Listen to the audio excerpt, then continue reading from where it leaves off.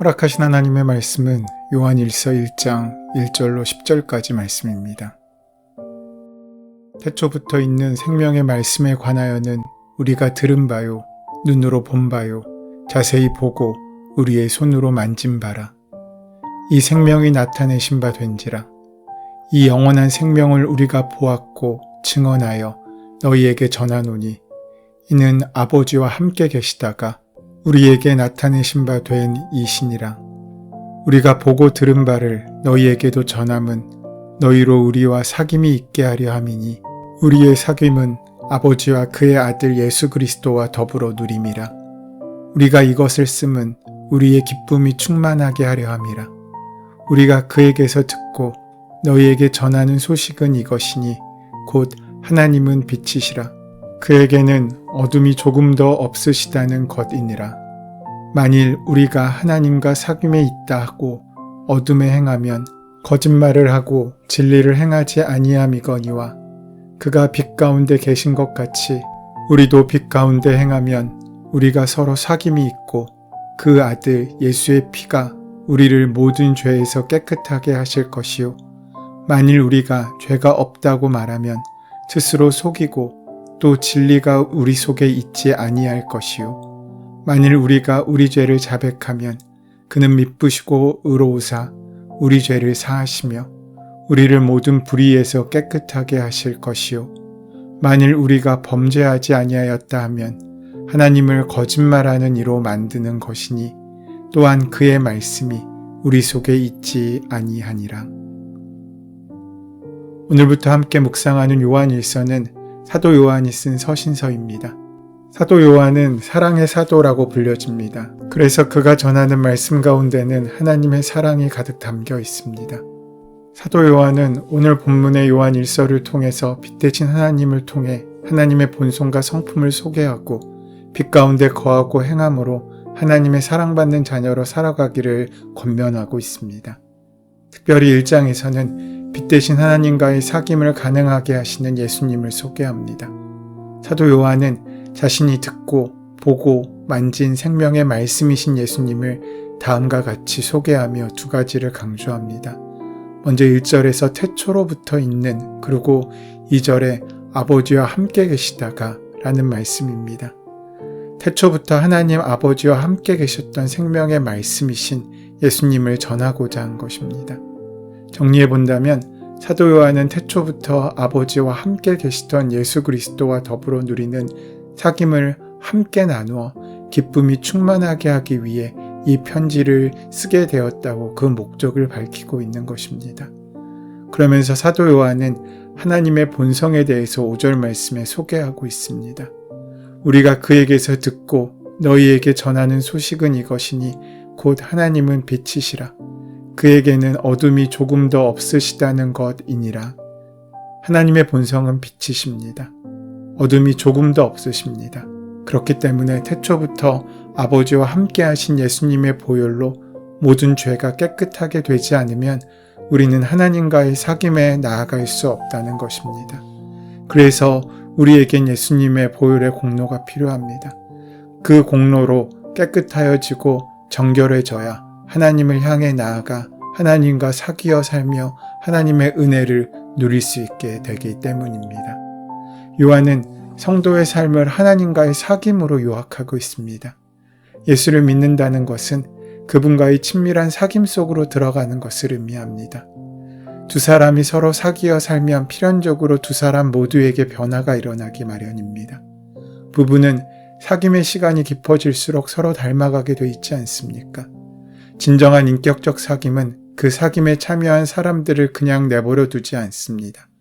자신도 모르게 그 사귐을 통하여 서로를 닮아가고 함께 선한 영향력으로 변화를 이끌어내게 되는 것입니다. 만일 부부 사이에 진정한 사귐이 지속되고 그로 인해 서로를 닮아가고 서로 하나 되는 귀한 역사가 만나지게 된다면 그 하나됨의 은혜를 통하여 환경적인 조건은 그 관계를 결코 망가뜨릴 수가 없게 됩니다. 하지만 사귐은 없고 그저 함께 있는 동거만 하게 된다면 그 관계는 쉽게 깨어지기 마련입니다. 실제로 부부들을 살펴보면 그 부부가 지난 세월 동안 동거만 했는지 사귐을 함께 이루어 갔는지 어느 정도 구분할 수 있습니다. 그저 같은 집에서 동거만 한 것이 아니라 함께 인격적인 사귐을 통해서 서로 관계를 이루어간 부부는 비록 그 얼굴의 모양이 딴판이어도 왠지 닮아 보이지 않습니까? 반면 그저 함께 살기만 한 부부는 얼굴 모양이 닮았어도 왠지 이질적인 느낌을 보여줍니다. 자신의 마음을 열고 진실하게 인격적으로 사귐을 나누고 살면 서로에게 동화되고 닮아가고 변화되는 역사가 있기 때문입니다. 그것이 바로 인격입니다. 이것은 하나님과의 관계에서도 마찬가지입니다. 사람 사이의 관계가 그렇다면 하나님과의 사귐은 얼마나 더 그러하겠습니까? 우리가 행하는 모든 영적인 생활의 초점은 하나님과의 사귐에 맞춰져야 합니다. 예배를 통해 우리는 하나님께 집중해야 합니다. 기도를 통해 우리의 삶의 모든 문제를 하나님께 맡기고 말씀을 통하여 우리에게 원하신 하나님의 뜻을 온전히 들을 수 있어야 합니다. 또 찬송을 통하여 하나님의 이름을 인정하고 그 이름을 높이 올려드리는 추앙함이 우리 삶 가운데 함께해야 한다는 것입니다. 사귐을 의미하는 헬라어는 코이노니아라는 단어입니다. 이 단어는 1차적으로 죄로 말미암아 깨졌던 하나님과의 관계를 회복하는 것을 뜻합니다. 죄에는 분리하는 힘이 있습니다. 죄가 들어오면 친밀하던 관계는 깨지게 마련입니다. 하지만 사랑은 반대로 하나 되게 하는 힘입니다. 우리가 하나님을 사랑이라고 고백하는 것은 죄로 인하여 소외된 인간을 찾아오셔서 용서하시고 당신과의 사귐 속에서 우리를 불러주셨기 때문입니다. 그래서 구원이란 하나님과의 친밀한 사귐의 회복이라고 할 수 있습니다. 그런데 하나님과의 사귐을 회복한 사람들은 죄로 인하여 멀어졌던 이웃들과의 관계를 재정립하게 됩니다. 이것이 코이노니아의 2차적인 의미입니다. 기독교 신앙의 목적은 주님과 우리의 친밀한 관계와 사귐으로서의 회복이라고 하면 그 열매는 우리가 이웃과 더불어 친밀한 사귐 속으로 들어가는 것이라고 할 수 있습니다. 나를 좋아하는 사람, 혹 내가 좋아하는 사람들과만의 사귐이 아니라 이전에는 도저히 용납하기 어려웠던 사람을 친구로 만드는 것이 하나님과의 진정한 사귐을 통해 우리 삶에 일어나는 일입니다. 그러면 어떻게 하면 이러한 친밀한 사귐을 유지하며 살 수 있겠습니까? 돈과 권력을 매개로 한 사귐은 돈과 권력이 사라지는 순간 깨지고 맙니다. 사상이나 이데올로기를 매개로 한 만남도 서로의 생각의 차이를 발견하는 순간 깨지고 맙니다. 주님과의 사귐은 주님 앞에 우리의 마음을 온전히 내려놓을 때 시작됩니다. 그러한 진정한 사귐을 누리기 위해 우리는 우리 삶의 시간을 들여야 할 필요가 있습니다. 지속적으로 자주 만나야 사귀는 것입니다. 할 수 있는 대로 끝없이 꾸준하게 지속하는 것이 바로 사귐입니다. 이러한 시간에도 제한이 없을 뿐 아니라 사귐의 영역에도 제한이 없습니다. 모든 것을 알고 싶고 또한 모든 것을 나누고 싶어 하는 것이 사귐입니다. 만일 어떠한 영역이든지 상대방에게 열지 못하고 나누지 않는 부분이 있다면 그 만남과 그 사귐은 깊어질 수 없습니다. 그 모든 시간과 공간, 즉 우리의 삶에 함께 하시기 위해 주님께서는 이 땅에 오셨습니다. 그 주님을 만나고 하나님과의 진정한 코이노니아가 시작되고 깊어지면 일어나는 변화에 대해 바울사도는 빌립보서 2장 13절에서 이렇게 말합니다. 너희 안에서 행하시는 이는 하나님이시니 자기의 기쁘신 뜻을 위하여 너희에게 소원을 두고 행하게 하시나니. 사귐이 깊어질수록 관계의 중심은 나에게서 상대방으로 옮겨져 갑니다. 사귐이 깊어지면 헌신과 양보와 희생이 깊어져 갑니다. 그래서 사랑하는 사람에게 모든 것을 주고 싶어 합니다. 성경의 코이노니아가 바로 그런 것입니다. 그렇게 사귐이 지속된다면 그분이 우리 삶에 대해 만들어내는 변화가 얼마나 크겠습니까? 그 변화에 대해 요한은 이렇게 말합니다.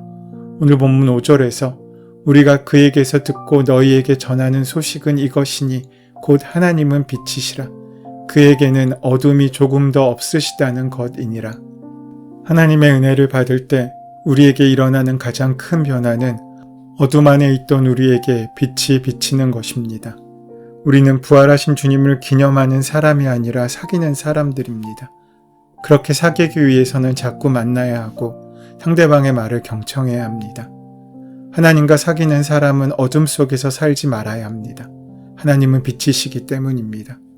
어둠의 일을 하면서 하나님과 사귀고 있다고 말하는 것은 거짓이고 위선입니다. 하지만 우리는 늘 연약하고 부족합니다. 빛을 향해 걷다가도 자꾸만 어둠 속에 이끌리기도 하는 것이 어쩔 수 없는 우리의 한계입니다. 우리는 부족하기에 때로 죄를 짓기도 합니다. 하지만 그런 죄의 문제는 회개하고 하나님 앞에 용서를 구하면 됩니다. 하지만 그 죄에 익숙해져서 우리의 몸에까지 그 죄의 영향력이 배어버리는 것이 문제입니다. 잘못을 자꾸 반복하다 보면 처음에 그렇게 예리하게 느끼던 아픔에도 무뎌지기 마련이지 않습니까? 잘못을 잘못으로 인식하지도 못합니다. 모든 사람이 다 그렇게 사는 것 아니냐고 오히려 항변합니다. 그런데 이것이 바로 우리의 타락의 전조입니다. 요한은 이러한 인간의 연약함을 너무나 잘 알고 있기에 우리에게 하나님 앞에 자주 나가고 하나님 앞에 우리의 모든 잘못과 죄를 맡김으로 우리의 삶의 시간들을 주님 앞에 두고 주님을 묵상하는 시간을 자주 가지라고 요청하고 있습니다. 빛 가운데 살면서 빛의 일을 행하면 우리에게 비친 하나님의 빛은 더욱더 밝아집니다. 하나님은 빛이시기 때문에 하나님과의 사귐이 약해지면 우리 삶에는 어두움이 득세할 수밖에 없습니다. 그렇게 어둠에 머물러 있는 시간이 길어지고 그 어둠이 짙어져 우리에게 더 많은 영향력을 끼치게 된다면 우리는 어둠의 일을 탐하게 될 수밖에 없습니다. 어둠의 일에 빠지면 빠질수록 우리를 덮고 있는 어둠은 더 깊어질 것입니다. 어둠이 어둠을 더 짙게 만드는 것입니다. 어둠이 깊어질수록 우리는 더욱더 어둠의 일을 탐하게 될 수밖에 없습니다. 칠흑 같은 어두움을 경험해 본 사람은 압니다. 그 깊은 어둠 안에서 우리 스스로의 힘으로 어둠을 이길 수 있는 방법은 없습니다. 하지만 새벽이 되어 태양이 떠오르면 그렇게 어쩔 수 없어 보였던 어둠은 종족도 없이 사라져 버리지 않습니까? 이것처럼 우리 내면의 어둠, 인생의 어둠, 이 세상의 어둠을 걷어낼 수 있는 길은 참된 빛이신 하나님에게만 있습니다. 주님과 함께 동거하고 동행하면 어둠의 일을 버리게 됩니다. 어둠 속에서 즐기던 죄의 맛보다 밝은 빛 가운데서 거룩하게 사는 것이 훨씬 더 행복하고 기쁘다는 사실을 경험하게 됩니다. 죄에 대한 유혹도 마찬가지입니다. 빛이신 하나님 앞에 그 유혹을 드러내놓고 고백하는 순간 그 유혹은 이제 힘을 잃어버리게 됩니다. 우리 삶에 들이운 죄의 어둠을 걷어낼 수 있는 유일한 길은 하나님의 빛으로 나오는 것밖에 없습니다. 예수 그리스도를 통해서 우리에게 비친 그 빛을 구하고 빛 가운데로 나와야 합니다. 몸만 아니라 마음까지 하나님께 활짝 열어놓고 그 은혜를 사모할 수 있어야 합니다. 예수 그리스도를 주님으로 영접하고 과거의 모든 죄를 보혈의 공로로 씻음받은 것으로 끝나면 우리는 죄에서 벗어날 수 없습니다. 그것은 한 번으로 끝나는 일일 수 없습니다. 그래서 늘 은혜 가운데 머물러 있어야 합니다. 그래서 사도 요한은 그것을 하나님과 사귄다라고 말하고 있는 것입니다. 우리가 늘 하나님과 함께 사귀어 살면 아들이신 예수님의 은혜의 보혈의 공로가 우리 안에 흘러넘치게 됩니다.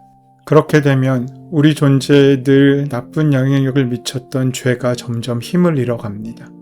그래서 우리는 하나님 앞에 서야 합니다. 그리고 하나님 앞에 설 때마다 내가 죄인임을 고백해야 합니다. 그것을 기억할 때 우리는 더욱더 하나님을 깊이 사귈 수 있게 되고 그 사귐이 깊어질수록 우리는 그 죄에서 해방되기 때문입니다. 그렇게 죄의 지배에서부터 벗어날 때 나로 인해 천국이 이 땅에 이루어집니다. 나는 더 이상 이 땅의 갈등과 싸움의 원인이 아니라 용서와 화해와 치유의 통로가 될 수 있는 것입니다. 그러기 위해서 우리는 먼저 우리의 생각을 하나님께 맡길 수 있어야 합니다. 사랑하는 여러분, 하나님의 생각으로 여러분의 마음을 가득 채우시기 바랍니다. 바로 그때 그 생각이 행동을 낳고 행동은 습관을 만들고 습관은 인격을 형성하게 되며 그 인격은 우리의 운명을 결정짓게 될 것입니다. 하나님의 생각이 나의 말이 되고 나의 삶의 행동이 되고 나의 인격이 될 때 우리는 비로소 하나님께서 원하시는 귀한 열매를 맺을 수 있게 될 것입니다. 어둠 속에 살 때에는 그 모든 것이 손해보는 일처럼 보였던 그 모든 일들도 빛 가운데 나오고 나면 그 빛 안에서 살다 보면 그것이 얼마나 귀하고 좋은 일인지 행복과 참된 기쁨을 맛볼 수 있게 될 것입니다. 그 은혜를 누리시는 저와 여러분 되시기를 소원하고 축원합니다. 은혜의 주님, 하나님과의 깊은 사귐을 회복되게 하여 주셔서 하나님 앞에서 정한 마음과 정직한 영으로 우리가 새로워지는 은혜를 만날 수 있도록 인도하여 주시옵소서. 그래서 빛의 열매를 가득 맺고 나누며 전하는 복된 삶을 살 수 있도록 인도하여 주시옵소서. 예수님의 이름으로 기도드립니다. 아멘. 이제 오늘 이 아침 우리에게 허락하신 오늘 본문의 말씀이 지금 나에게 주신 하나님의 음성으로 만나지기 위하여 본문의 말씀을 깊이 묵상하시고 함께 기도하는 시간 가지도록 하겠습니다. 함께 기도합니다.